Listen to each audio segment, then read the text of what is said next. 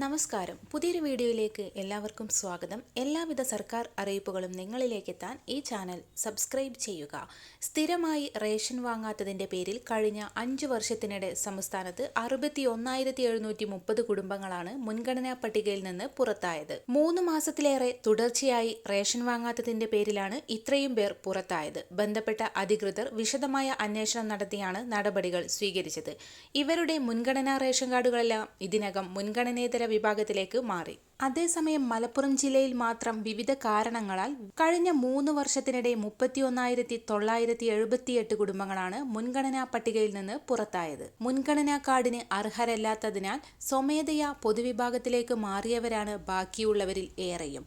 അർഹതയില്ലാത്തതിന്റെ പേരിൽ അധികൃതർ അന്വേഷണം നടത്തി നീക്കം ചെയ്തവരുമുണ്ട്. 1000 ചതുരശ്ര അടിയിൽ വിസ്തീർണമുള്ള വീടുള്ളവർ, ഒരേക്കറിലധികം ഭൂമി, 25,000 രൂപയിലധികം മാസവരുമാനം, ടാക്സി ഒഴികെയുള്ള 4 ചക്ര വാഹനം എന്നിവയുള്ളവരെയാണ് മുൻഗണനാ റേഷൻ കാർഡിന് അർഹതയില്ലാത്തവർ. ഈ വിഭാഗത്തിൽ പുതിയ കണക്കെടുപ്പ് താലൂക്ക് സപ്ലൈ ഓഫീസുകളുടെ നേതൃത്വത്തിൽ നടക്കുന്നുമുണ്ട്. മഞ്ഞ, പിങ്ക് റേഷൻ കാർഡിൽ നിന്ന് ലക്ഷക്കണക്കിന് ആളുകൾ പുറത്തേക്ക് പോകും.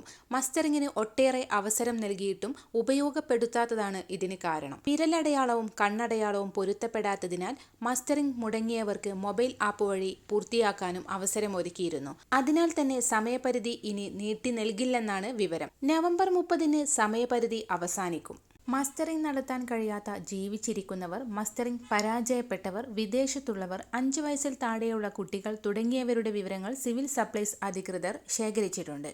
അവരെ മാറ്റി നിർത്തിയാവും റേഷൻ കാർഡിൽ നിന്ന് മസ്റ്ററിംഗ് നടത്താത്തവരുടെ പേര് നീക്കുകയെന്നാണ് വിവരം. ഇതര സംസ്ഥാനത്തുള്ളവർക്ക് അതത് സംസ്ഥാനത്ത് മസ്റ്ററിംഗ് നടത്താൻ സൗകര്യമുണ്ടായിരുന്നു. അതിനാൽ അത് പ്രയോജനപ്പെടുത്താത്തവരുടെ കാര്യത്തിൽ എന്ത് നടപടിയാണ് വേണ്ടതെന്ന് ഉടൻ തീരുമാനമുണ്ടാകും. 5 വയസ്സിന് മുകളിലുള്ള കുട്ടികൾ, കിടപ്പ് രോഗികൾ തുടങ്ങിയവരുടെ മസ്റ്ററിംഗ് മൊബൈൽ ആപ്പ് വഴി പൂർത്തിയാക്കാൻ കഴിഞ്ഞെന്നാണ് വിലയിരുത്തൽ. എന്നാൽ ആപ്പ് വഴിയും മസ്റ്ററിംഗ് നടത്താൻ സാധിക്കാത്തവരുണ്ടെന്ന് സിവിൽ സപ്ലൈസ് ഉദ്യോഗസ്ഥർക്ക് പരാതി ലഭിച്ചിട്ടുണ്ട്.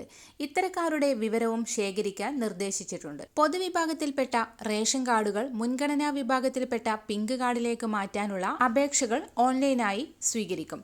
ഡിസംബർ 12 അവസാന തീയതി. അക്ഷയ കേന്ദ്രങ്ങൾ വഴിയാണ് അപേക്ഷിക്കേണ്ടത്. എല്ലാവിധ സർക്കാർ അറിയിപ്പുകളും തുടർന്നും നിങ്ങളിലേക്കെത്താൻ ഈ ചാനൽ സബ്സ്ക്രൈബ് ചെയ്യുക.